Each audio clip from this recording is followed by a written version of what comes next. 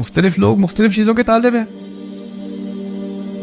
تو ہوتا یہ ہے کہ ہم کسی نہ کسی چیز کے پیچھے پڑ جاتے ہیں, مجھے یہ چاہیے, مجھے یہ چاہیے, مجھے یہ چاہیے, پھر وہ ملتی نہیں ہے.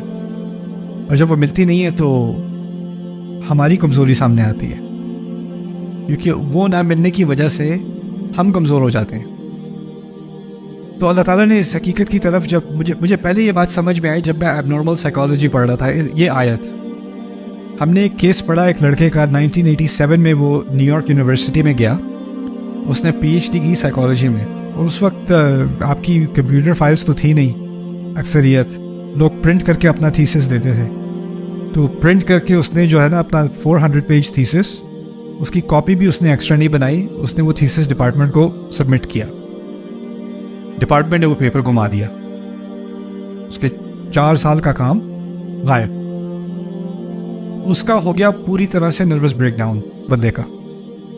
وہ New York campus, New York university کے کیمپس میں ایسے ہی پھرتا رہتا ہے. 10-15 سال وہ پھرتا رہا ہے, وہ پھرتا رہتا ہے, کہتا ہے یہاں پر مت جانا, یہ لوگ تمہارا کام چرا لیں گے, یہ سب جھوٹ بولتے ہیں, don't waste your life, don't study hair.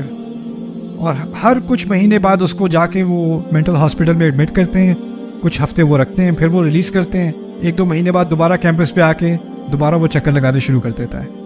وہ کس چیز کا طالب تھا؟ ڈگری کا طالب تھا. جب وہ کام ضائع ہوا, اس کے ثمرات اس کو نظر نہیں آئے, تو وہ خود کلیپس ہو گیا. مطلوب خود چیز وہ ایسی کمزور تھی کہ وہ غائب ہو جائے, اور جب وہ مطلوب غائب ہوئی تو اس کی کمزوری بھی سامنے آ گئی. ضعف الطالب والمطلوب. یہاں کہا یہ جا رہا ہے کہ جب تک میں اور تم کسی کمزور چیز کے پیچھے بھاگیں گے تو ہم بھی کمزور ہی رہیں گے. بات یہ سمجھائی جا رہی ہے. ضعف الطالب, تم لوگ جھوٹے خداؤں کے پیچھے بھاگتے ہو, وہ خدا خود کمزور ہیں, ایک مکھی کا سامنا نہیں کر سکتے, تو پھر اس کی وجہ سے تم خود کمزور ہو.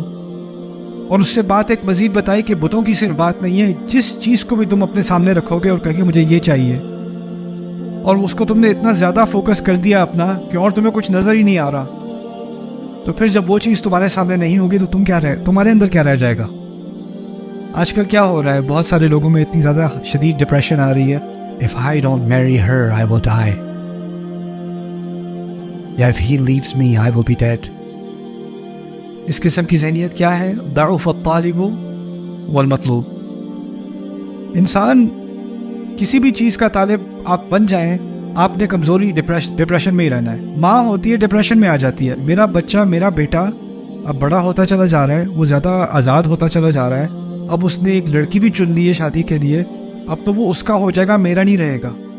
تو ماں کو کمزوری, ڈپریشن, انگزائٹی آنی شروع ہو جاتی ہے, اور پھر وہ اس کو بچے کو دوبارہ اپنی زندگی میں جیسے وہ پہلے تھا, پہلے والے کیوں نہیں ہو جاتے؟ اتنی جلدی میری بات, میں ایک دفعہ کہتی تھی بھاگ کے آتا تھا جی ماما, اب نہیں آتا, اب تو کال بھی نہیں اٹھاتا, اب تو فون بھی نہیں اٹھاتا, کیا ہو گیا ایسے؟ اب ماں کو ایک انگزائٹی ہو رہی ہے, اس کے اندر ایک کمزوری ہے, اس کو ڈپریشن شروع ہو گئی ہے, اس کو غصہ آنا شروع ہو گیا ہے. اب اس کی ساری کمزوریاں کس لیے؟ کہ جو چیز اس کا مطلوب تھی اس سے دور ہوتی چلی جا رہی ہے. تو اس میں اللہ تعالیٰ یہ بات سکھا رہے ہیں کہ تو شاید تمہارا مطلوب غلط ہے. دیکھیں اگلی آیت میں اللہ نے یہی بات سکھائی ہے, کہتے ہیں ما قدر اللہ حق قدرہ, انہوں نے اللہ کی ایسی قدر نہیں کی جیسی کہ کرنی چاہیے تھی, جیسے کہ اس کا حق تھا. کیا بات کہی اشارے میں؟ تم ہر کمزور چیز کے پیچھے بھاگتے ہو, تمہیں بھاگنا چاہیے تھا کس کے پیچھے؟ اپنے رب کے پیچھے. اپنے رب کے پیچھے بھاگتے, رستے میں نعمتیں آتی, رستے میں مشکلات بھی آتی, کبھی کبھی وہ نعمتیں تمہارے ہاتھ سے نکل جاتی, کوئی بات نہیں, وہ میرا مطلوب نہیں تھی, وہ نعمتیں تھیں, ان نعمتوں کا میں شکر گزار ہوں, میرا مطلوب میرا رب ہے. رستے میں نعمتیں آئیں گی, وہ میرا مطلوب نہیں بن جائیں گی. ان چیزوں کو میں ان کو پسند بھی کروں گا, ان سے محبت بھی کروں گا, لیکن وہ میرا فائنل مطلوب نہیں ہے. یہ نعمتیں انسان کی نعمت, اولاد کی نعمت, والدین کی نعمت, زوج کی نعمت, دوستوں کی نعمت, پیسوں کی نعمت, رشتوں کی نعمت, یہ ساری نعمتیں جو ہے نا, یہ نعمتیں ہیں, لیکن یہ مطلوب نہیں ہے, یہ اصل گول نہیں ہے. یہ آئیں گی اور یہ جائیں گی. کہ ان چیزوں کو ہم نے ایک حد تک ان سے محبت ہوتی ہے, لیکن ان سے جدائی بھی جو ہے نا وہ ہماری وجود کی انتہا نہیں ہوتی, کہ یہ نہیں ہوگی تو ہم برداشت نہیں کر سکیں گے. کچھ جی نہیں پائیں گے۔ اگر یہ امت رسول صلی اللہ علیہ وسلم کے وصال کو برداشت کر سکتی ہے نا، تو اس کے بعد وہ کسی بھی چیز کو برداشت کر سکتی ہے، کسی بھی چیز کو۔ اب یہ درس ہے اللہ تعالیٰ کا۔ تو یہاں پر یہ بات سکھائی جا رہی ہے، شرک تو ہے بتوں کا، لیکن اور شرک جذباتی ہو جاتے ہیں۔ ہم جذباتی طور پہ کسی چیز کو اپنا الہ بنا لیتے ہیں۔ اسی لیے اللہ تعالیٰ نے ایک خطرناک باطل الہ کا جو بیان کیا ہے سورۃ الجاثیہ میں، وہ ہے ارأیت من اتخذ الہہ ہواہ، تم نے دیکھا ہے جس نے اپنی خواہشات کو، اپنے خواہش کو اپنا الہ بنا لیا۔ وَأَضَلَّهُ اللَّهُ عَلَىٰ عِلْمٍ، اور اللہ نے اسے گمراہ ہونے دیا علم ہونے کے باوجود۔